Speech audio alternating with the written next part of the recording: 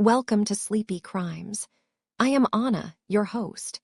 Tonight, we drift into the shadows of Richard Kuklinski, a man whose name would one day freeze the blood of the most hardened criminals. But every storm begins with a single, quiet gust of wind. To understand the ice, we must first look at the fire that forged it. Let your mind travel back in time, away from the hum of modern life, to the year 1935. We find ourselves in Jersey City, New Jersey. It is a place defined by the heavy, gray weight of industry.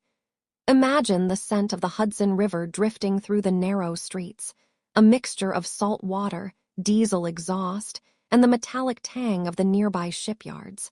The air here is thick, often clinging to your skin like a damp wool blanket. In the mid-30s, the world was a jagged place. Here, on 4th Street, the brick tenement buildings stood like weary soldiers, their faces stained with soot from the passing steam engines of the Lackawanna Railroad. The rhythmic clank-clank of the trains provided a constant heartbeat to the neighborhood, a sound that never truly stopped, even in the deepest hours of the night. It is within one of these cramped, dim apartments that our story begins, where a young boy named Richard first learned that the world was not a place of safety, but a place of endurance. Richard was born into a household where silence was a survival tactic. His father, Stanley, was a man of iron and alcohol. He worked as a brakeman on the railroad, a job that required a brutal kind of strength, and he brought that brutality home in his calloused hands. Close your eyes and imagine the sound of his heavy work boots striking the wooden floorboards of the hallway. Each step was a warning. The floorboards would groan under his weight, a slow, rhythmic creak that signaled the end of any fleeting peace. His mother, Anna, was no sanctuary either. She was a woman of fierce, unyielding religious devotion, yet her hands were often just as quick to strike as her husband's. Richard would later describe her as a cancer. A woman who used the back of a heavy wooden hairbrush or a broom handle to enforce a terrifying brand of discipline.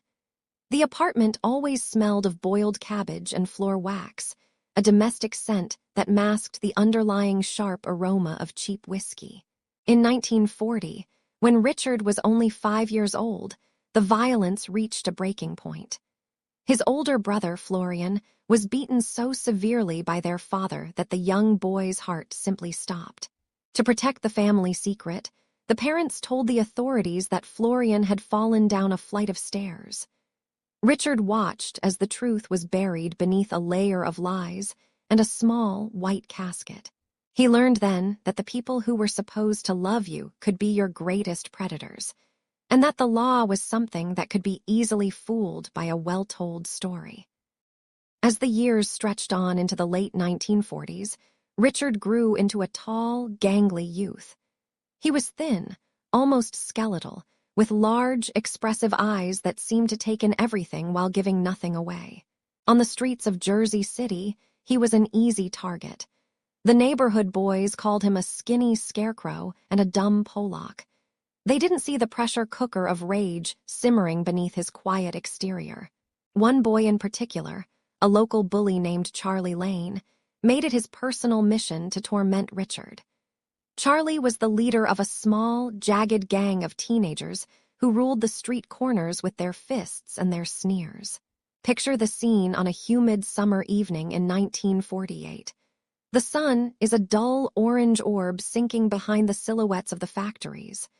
Richard is walking home, his shadow stretching long and thin across the cracked pavement. He can hear the distant shouts of children playing stickball, the hiss of a radiator in a nearby basement, and then the rhythmic clicking of heels on the sidewalk behind him. It is Charlie. The taunts begin, low and sharp, designed to cut. For years, Richard had pulled his shoulders inward, trying to become invisible. But on this night, something shifted. The fear that usually sat like a cold stone in his stomach began to glow white-hot. He realized that the monsters at home were no different than the monsters on the street, and he realized that monsters could be broken. Richard began to plan. He did not act out of a sudden burst of temper, but with a cold, methodical precision that would become his trademark. He found a heavy wooden dowel. Some accounts say it was a steel clothing rod taken from his own dark closet. He felt the weight of it in his hands, the smooth, cold surface of the wood. He practiced the swing in the shadows of his room, the air whistling as the rod cut through the stillness. He waited for the right moment, a night when the fog rolled in off the water, blurring the street lamps into hazy, yellow ghosts. He lured Charlie Lane into a secluded alleyway near the docks. The ground was slick with oil and rainwater, and the only sound was the distant, mournful lowing of a foghorn. When Charlie entered the alley, confident and unsuspecting, Richard stepped out from the darkness.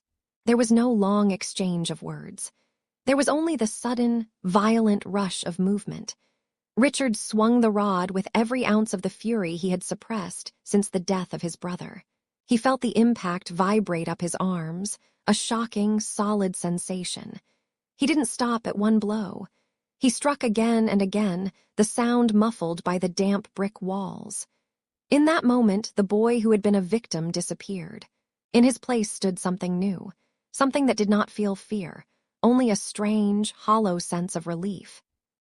After the struggle ended, the alley returned to its heavy silence. Richard stood over the fallen figure, his breath coming in slow, ragged plumes in the chilly air. He realized then that he had a problem, the body. With a chilling calm that should have been impossible for a 13-year-old, he set to work to ensure the boy could not be identified. He used a pair of pliers and a small hatchet he had secreted away. He removed the teeth and the fingertips, working with the steady hands of a surgeon or perhaps a butcher. He felt no disgust, only a focused need for self-preservation. He then disposed of the remains in a way that ensured they would not be found for a very long time. When he finally walked out of that alley, he felt a power he had never known. He went home, washed the copper-scented blood from his hands in the stained porcelain sink, and lay down in his bed. For the first time in his life, he slept soundly. He had discovered a secret. That death was a tool, and that by wielding it, he could finally control the world that had tried so hard to break him.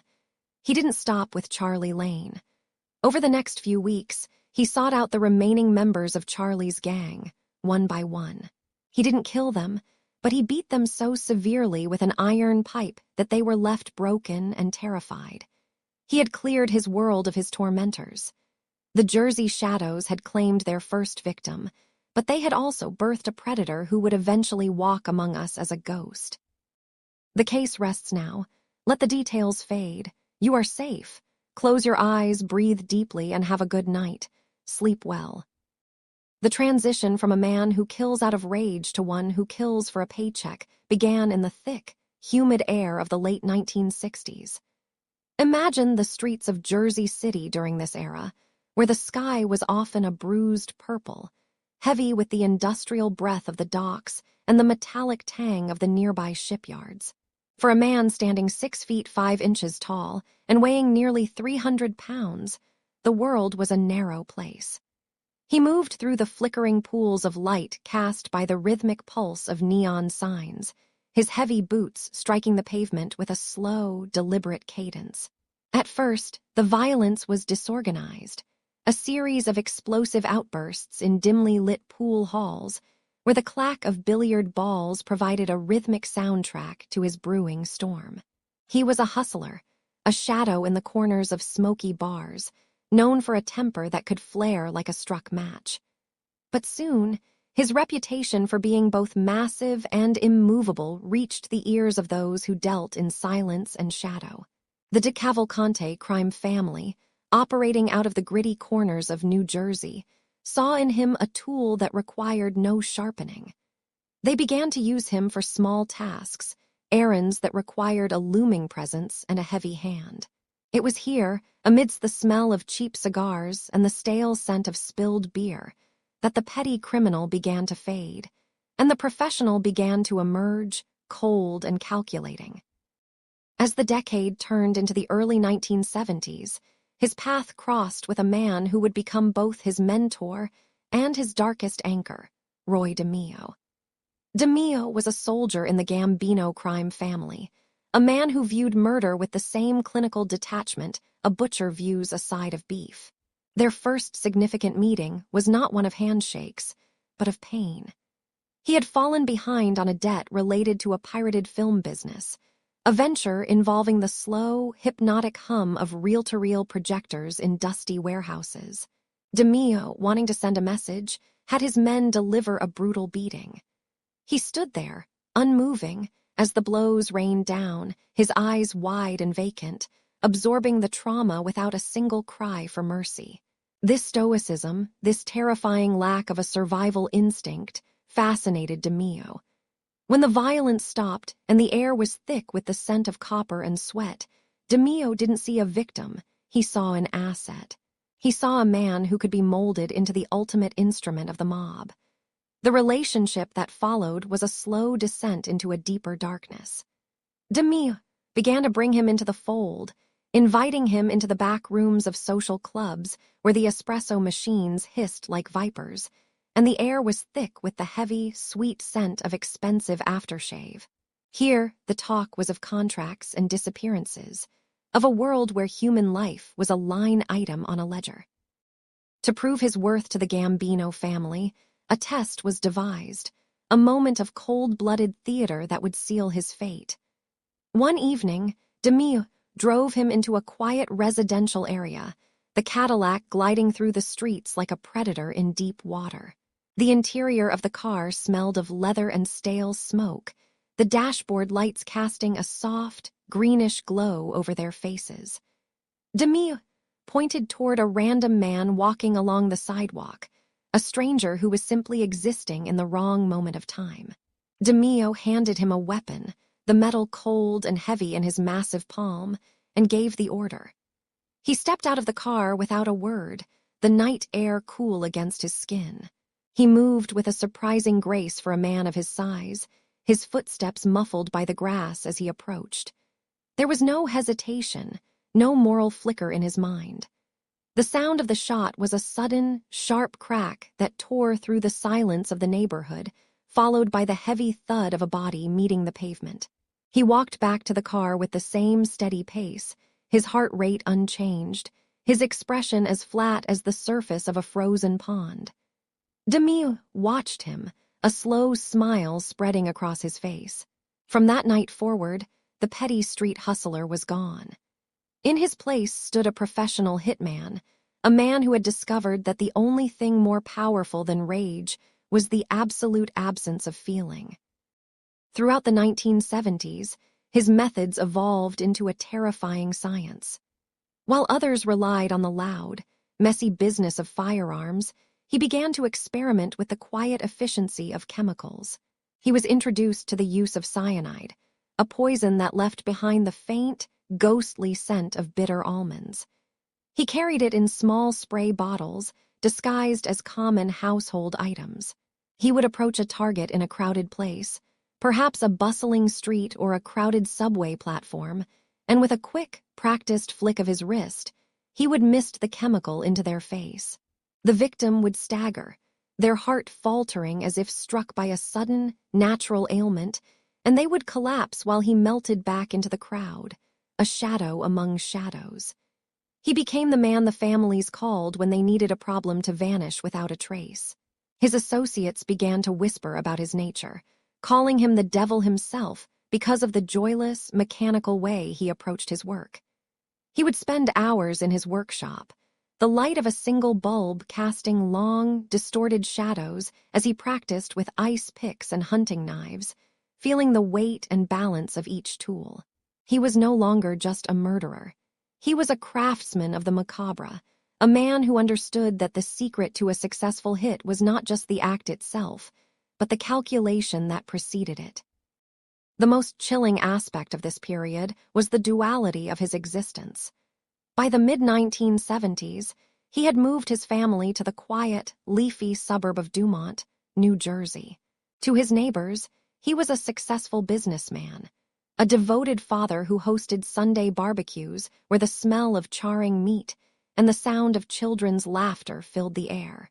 He would stand over the grill, the sun warming his back, flipping burgers with the same calm precision he used to pull a trigger. He would attend church services, the low drone of the organ and the scent of frankincense providing a sanctuary of normalcy. But inside, behind those steady, unblinking eyes, the calculations never stopped. He would return home from a hit in the city, wash the scent of the streets from his hands, and tuck his children into bed, his voice soft and soothing as he read them stories. This was the true coldness, the ability to partition his soul into two distinct chambers.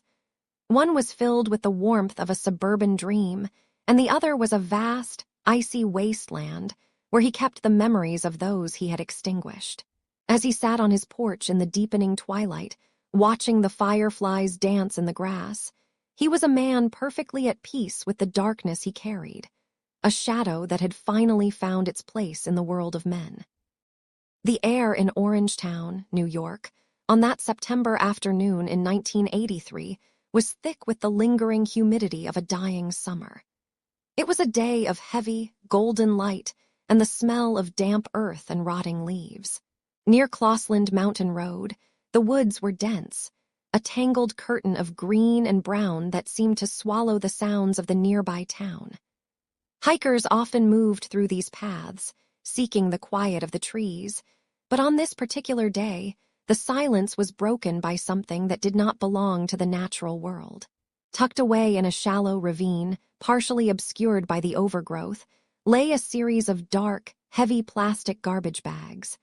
They were bound tightly, their surfaces slick with a film of condensation and forest grime. When the discovery was made, there was no immediate sense of the horror contained within, only a strange, unsettling weight to the bundles. As the authorities arrived, the forest floor, usually a place of soft decay, became a stage for a mystery that would baffle the most seasoned investigators. There was no stench of death hanging in the humid air, no swarm of insects that typically marks a body left to the elements. There was only the rustle of the wind and the sharp, rhythmic sound of the plastic being sliced open to reveal a secret that had been kept in the dark for over 200 miles and many months of frozen time. Inside those bags lay the body of a man named Louis Masque. He had been a businessman, a father, and a husband who had vanished from his home in Pennsylvania on the 1st of July, 1981. For over 2 years, his family had lived in the agonizing limbo of the missing, wondering where he had gone with the $95,000 he had intended to use for a business deal. Now, here he was, appearing before the investigators in the woods of New York. But as the coroner leaned in, a profound sense of confusion took hold of the scene. Louis Masque was wearing the exact same clothes his wife had described on the day he disappeared, a short-sleeved shirt and trousers that were now 2 years out of fashion. Yet his skin did not look like it had endured 2 summers of heat and 2 winters of frost. In the logic of forensic science, a body left in the woods for 2 years should be nothing more than scattered bone and tattered fabric. Instead, Masque looked as though he had passed away only a day or 2 prior. His features were preserved, his skin lacked the telltale signs of advanced decomposition, and his eyes held a clarity that defied the passage of 700 days. It was as if time itself had stuttered and stopped, leaving a man from 1981 to wake up in the middle of 1983. The body was transported to the quiet, sterile halls of the morgue, where the mystery only deepened under the hum of the fluorescent lights. The medical examiner began the autopsy with the expectation of a routine, albeit strange, case. But as the first incision was made into the chest cavity, something happened that caused the room to fall into a sudden, icy silence. The doctor felt a resistance he had never encountered in a fresh corpse. There was a faint, crystalline crunching sound, like boots stepping on a thin layer of morning frost. When he looked closer, peering into the deep tissues of the heart and the lungs, he saw them, tiny, shimmering glints of ice. Even though the outside temperature was a balmy 70 degrees and the body had been transported in a warm van, the internal organs were still partially frozen. It was a biological impossibility. Nature does not preserve a human being with such clinical precision in the middle of a forest. The realization hit the room like a cold draft. This man had not died in those woods. He had been kept somewhere else, a place of artificial, biting winter, and he had been moved while his cells were still locked in a state of sub-zero suspension. The ice crystals were the fingerprint of a killer who understood the mechanics of the morgue better than the police did. This was the signature of Richard Kuklinski, though the world did not yet know his name. He had realized that the most powerful weapon in a murderer's arsenal was not a gun or a knife, but the manipulation of time. By placing his victims in large, industrial freezers, he could effectively pause the clock of death. He would keep them there for months, or in the case of Louis Masquet, for 2 entire years, waiting for the heat of the investigation to cool. He often used the equipment provided by an associate known as Mr. Softy, a man who lived a surreal double life, selling ice cream to children during the day and providing the cold storage for corpses at night. Imagine the chilling stillness of that warehouse, the low, mechanical drone of the compressor echoing against the concrete walls. Inside the heavy metal chest, surrounded by the smell of frost and ozone, the bodies would hang or lie in the dark, their life stories suspended in a block of ice. To Richard, this was a mathematical equation. If the medical examiner couldn't determine the time of death, they couldn't check his alibi for the day the victim actually died. He was building a wall of ice between himself and the law, believing that as long as he kept his secrets at 0 degrees, they could never be thawed by the light of justice. The forensic challenge this posed was unprecedented. Typically, an investigator looks at the stage of insect activity or the cooling of the body to work backward toward the moment a heart stopped beating. But Kuklinski had introduced a variable that broke the rules of biology. When Masquet's body was finally dumped in the park, it was supposed to thaw completely, erasing the evidence of the freezer and misleading the doctors into thinking he had died only hours before discovery. But Richard had been impatient, or perhaps the heavy plastic bags had acted as an unexpected insulator, trapping the cold deep within the muscle and bone. He had miscalculated the speed of the thaw by a matter of hours. That small, microscopic error, the presence of those few remaining ice crystals, became the thread that would eventually unravel his entire empire of shadows. It was the first time the investigators realized they were not looking for a common criminal, but a man with the patience of a glacier. They began to speak of him in hushed tones, marveling at the calculated cruelty required to live a normal life with his wife and children, while a man from 2 years ago sat frozen in a garage just miles away. As the news of the discovery spread through the specialized units of the New Jersey and New York police, a nickname began to take root. It started as a joke in the morgue, a way to describe the impossible state of the victim, but it soon became a title of dark legend.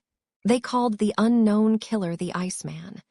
It was a name that captured the duality of his nature.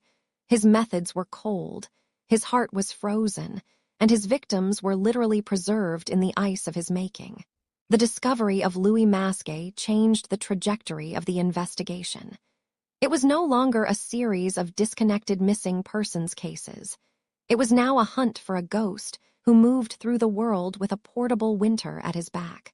The detectives began to look at other cold cases, wondering how many other secrets were currently hidden in the depths of industrial freezers across the tri-state area. They knew now that they were dealing with a predator who didn't just take lives. He stole the very calendar of their passing. And as the sun set over the woods in Orangetown, the chill of the case seemed to settle into the bones of every man on the force, a reminder that somewhere nearby, the Iceman was already looking for his next place to hide the frost. The year 1983 arrived with a heavy, damp cold that seemed to seep into the very floorboards of the New Jersey State Police Barracks. Detective Pat Kane sat in the hollow silence of his office, the only sound the rhythmic, electrical hum of a desk lamp that flickered occasionally. casting long, skeletal shadows across the wood grain of his desk. He reached for his coffee, which had long since turned cold and bitter, leaving a dark ring on a pile of manila folders that was growing thicker with every passing week. Before him lay the names of the vanished: Gary Smith, Daniel Dipner, Louis Masque. Each name was a weight, a ghost standing in the corner of the room waiting for justice. Kane adjusted his glasses, his eyes stinging from hours of reading through phone records that detailed thousands of dollars in calls across 4 separate lines. He could almost feel the presence of the man on the other end of those wires. A large, looming figure who moved through the world like a storm front, silent and devastating. The air in the office smelled of stale tobacco and old paper, the atmosphere of a man obsessed with a puzzle that refused to show its full picture. Kane knew that the scattered disappearances weren't random. They were the deliberate work of a craftsman, and the veneer of these seemingly unrelated crimes was finally beginning to crack under the pressure of his scrutiny. The breakthrough began with the discovery of Gary Smith, whose life had ended in the cramped, suffocating confines of the York Motel in North Bergen. Kane could still picture the room, the way the yellowed wallpaper seemed to peel away in long, curling strips, as if trying to flee the scene. The smell had been the first thing to greet the investigators, a cloying, thick scent of decay that had permeated the mattress where Smith's body had been hidden for 4 days, while unsuspecting guests slept just inches above him. But it was the nature of the death that truly haunted the detective. The toxicology reports spoke of cyanide, a poison that left a faint, haunting scent of bitter almonds in the air, a chemical signature of a killer who preferred efficiency over mess. Then came the discovery of Daniel Dipner in May of 1983. His body was found in the woods of West Milford, resting in a patch of green garbage bags on the side of Clinton Road. Vultures had circled above, their dark wings casting shadows over the remains, but the forensic evidence told a deeper story. The same pinkish hue on the skin, the same silent whisper of poison. Kane felt a chill that had nothing to do with the office air conditioning. He was no longer looking for a common thug. He was tracking a professional who used the elements themselves as his toolkit. As the investigation deepened into the autumn of 1983, a new piece of the macabre puzzle was unearthed in a ravine in Rockland County. The body of Louis Masque was found, and what the medical examiner discovered sent ripples of disbelief through the task force. Despite having been missing for 2 years, the tissues of the body were remarkably fresh, and ice crystals still clung to the heart, glittering like tiny, frozen diamonds in the harsh light of the morgue. The realization was terrifying.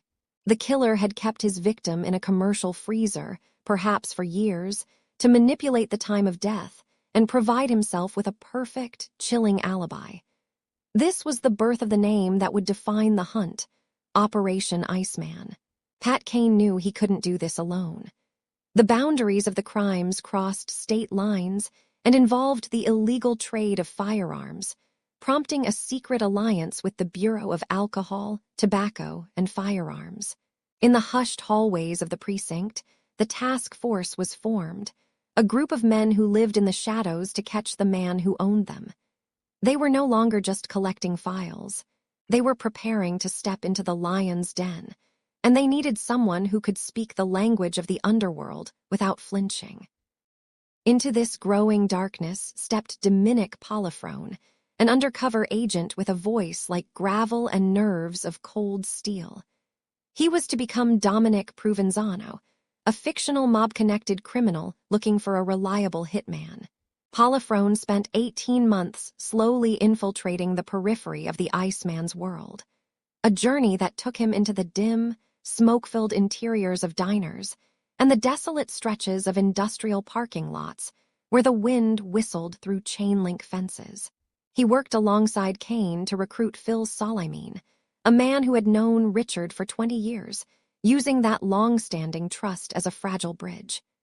Kane watched from the surveillance vans, the monitors casting a ghostly blue glow on his tired face. He saw the way Richard moved, a massive 6'5" frame that seemed to displace the air around him. The surveillance footage showed a man who looked like any other suburban father, yet the recordings they captured told a different story.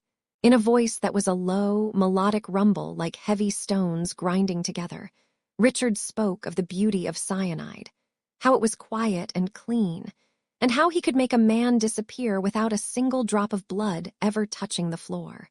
The contrast was jarring. The suburban veneer of Dumont, New Jersey, was a mask, and the man behind it was a void. The task force watched as Richard lived his dual life. In the morning, he would be seen carefully tending to his lawn, the smell of fresh-cut grass and the sound of a garden hose clicking as it sprayed water in rhythmic arcs.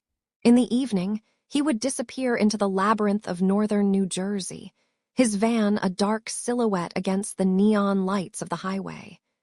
Kane marveled at the discipline it must have taken to keep those two worlds from colliding.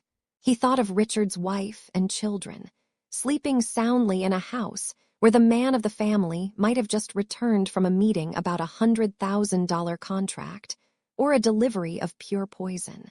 The tension within the investigation was reaching a breaking point by 1986. Every time Polifrone met with him, there was the risk that the veneer would shatter, that the Iceman would sense the trap. They were playing a game of psychological chess where the stakes were measured in human lives. The air in the surveillance van was always tight, filled with the smell of sweat and the static hiss of the recording equipment. They were waiting for that one definitive moment, that final slip of the tongue that would allow them to bring the giant down. The trap was set, the bait was in place, and the winter of their long hunt was finally beginning to close in around the man who thought he could outsmart time itself. The seasons shifted from the warmth of 1985 into the biting, brittle cold of 1986.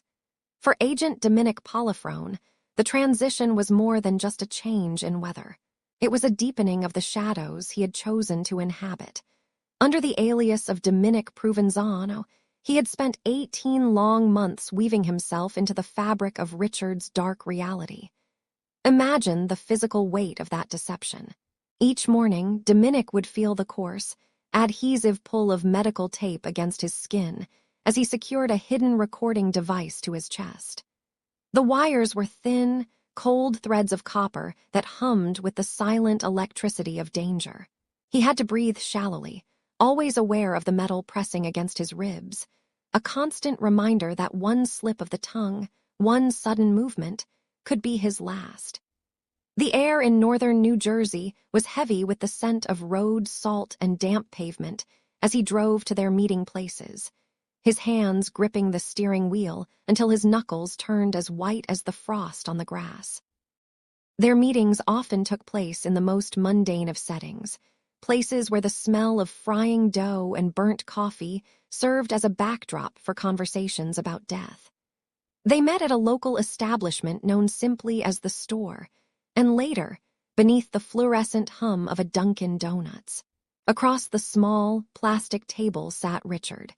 He was a mountain of a man, standing 6 feet and 5 inches tall, weighing nearly 300 pounds. When he sat, the chair seemed to groan under the sheer mass of his presence. His eyes were like 2 pieces of unpolished flint, dark and immovable, reflecting nothing of the world around him.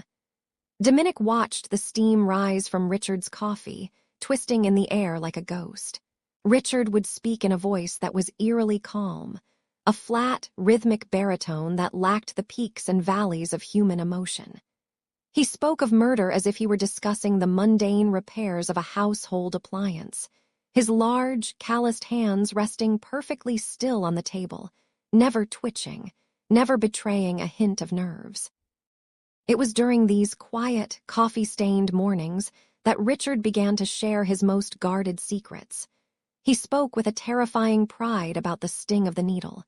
For Richard, cyanide was the ultimate tool. It was quiet, he would say, leaning in just enough for the hidden microphone to catch the silkiness of his words. It was clean. He described how he would walk up to a target and simply spray a mist of the poison into their face, or perhaps leave a small, lethal dose on a hamburger. He spoke of the way the heart would simply stop, the life fading out of a person's eyes before they even realized the air they had breathed was their end. Dominic listened, the coffee turning cold in his own cup, feeling the prickle of sweat at the nape of his neck. The restaurant was filled with the sounds of ordinary life, the clatter of silverware, the distant laughter of teenagers, the bell above the door chiming as people entered. While inches away, a man detailed the chemistry of a perfect, silent execution. The operation reached its crescendo on the morning of December 17th, 1986. The plan was a delicate trap, centered around a fictional rich kid from Florida who supposedly needed to be eliminated. Dominic had promised Richard a fresh supply of pure cyanide for the job. They met at a roadside rest stop, the sky overhead a dull, heavy gray that threatened snow. The wind whipped across the asphalt, carrying the sharp, metallic tang of winter. Richard took the small bottle from Dominic, his movements slow and deliberate. But Richard was a predator by nature, and his instincts were sharp. Suspicion began to bloom in the cold air between them like a dark flower. He took the substance and later that day tested it on a stray dog he found wandering the streets, using a piece of meat as bait. When the animal did not fall, Richard knew. The poison was a fake. The man he thought was his partner was a ghost. He turned his car toward home, the silence inside the vehicle heavy, with the realization that the walls were finally closing in. But the task force was already moving.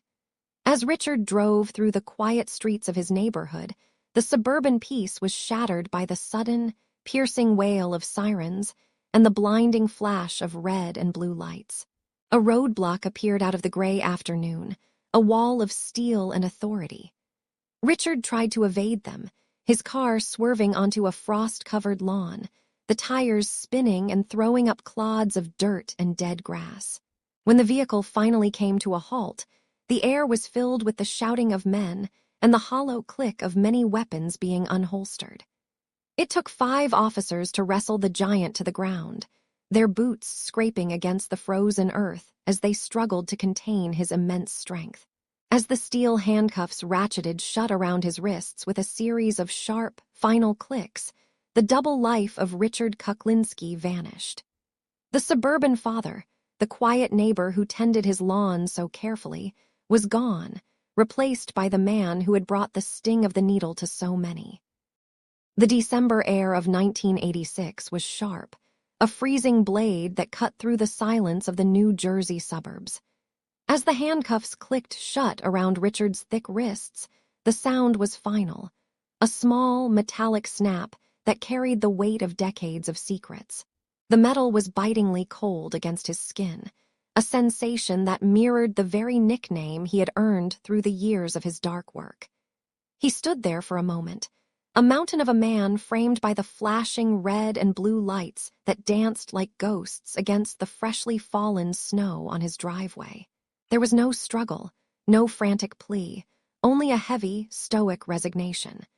The investigators watched his breath blossom in the air in white, ethereal plumes, the only sign of life from a man whose pulse seemed as steady as a winter pond. Inside the patrol car, the smell of old upholstery and floor heaters filled the cramped space, a stark contrast to the vast, open silence of the life he was leaving behind. He watched his home disappear through the frosted glass, the yellow glow of the windows fading into the dark. And for the first time in 30 years, the Iceman was no longer the hunter, but the captured. By the time 1988 arrived, the quiet of the suburbs had been replaced by the structured, wood-paneled tension of the courtroom. The air in the room felt thick, heavy with the scent of old paper, floor wax, and the collective, held breath of the families who had waited years for this moment. Richard sat at the defense table, motionless, his large frame dwarfing the chair beneath him. He was a pillar of stillness as the prosecution detailed the lives of Gary Smith and Daniel Dipner, Men who had once been his associates before they met their ends through his preferred methods of poison and shadow. The sound of the court reporter's machine was a steady, rhythmic tapping, a mechanical heartbeat in a room filled with the chilling details of frozen bodies and cyanide-laced meals.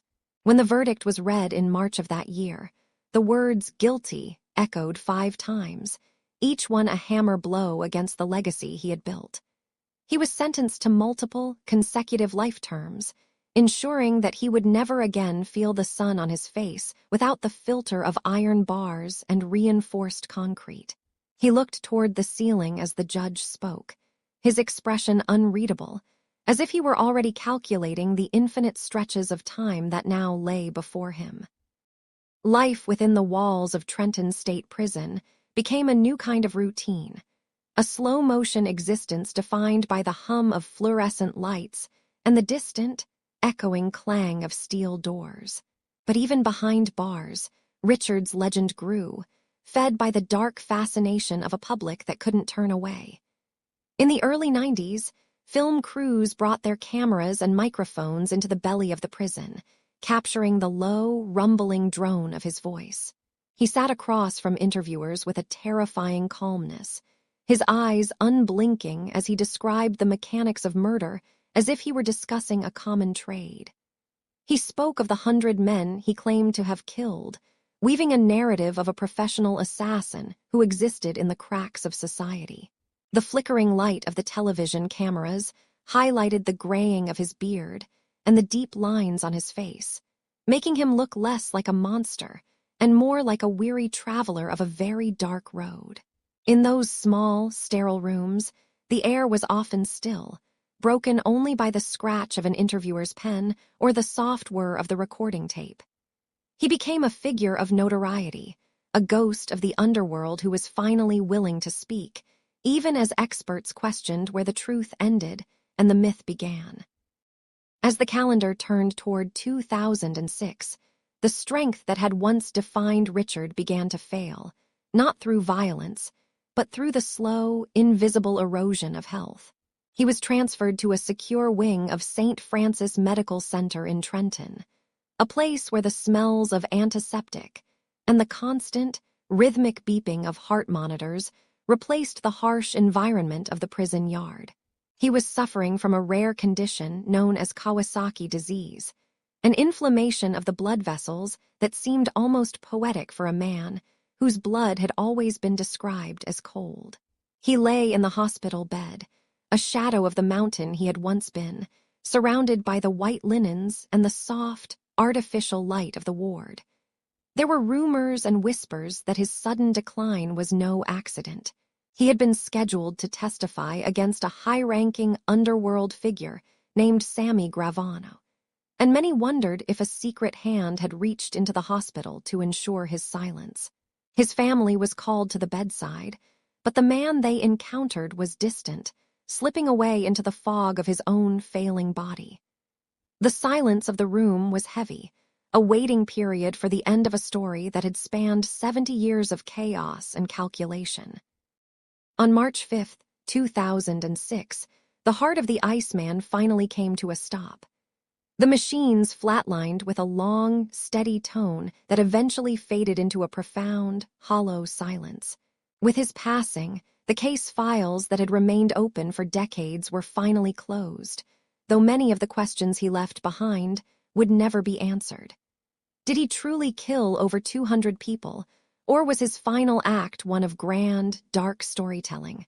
The secrets of the freezer, the cyanide, and the woods of New Jersey were buried with him, leaving only the chilling memory of a man who lived 2 lives with equal conviction. The cold that had surrounded him throughout his life seemed to dissipate then, replaced by the quiet stillness of history. We look back at the trail he left, not with fear, but with the understanding that even the deepest winter eventually finds its end. The shadows have retreated, the echoes of the courtroom have died away, and the weight of the story is now lifted from your shoulders. The case rests now. Let the details fade. You are safe. Close your eyes, breathe deeply, and have a good night. Sleep well.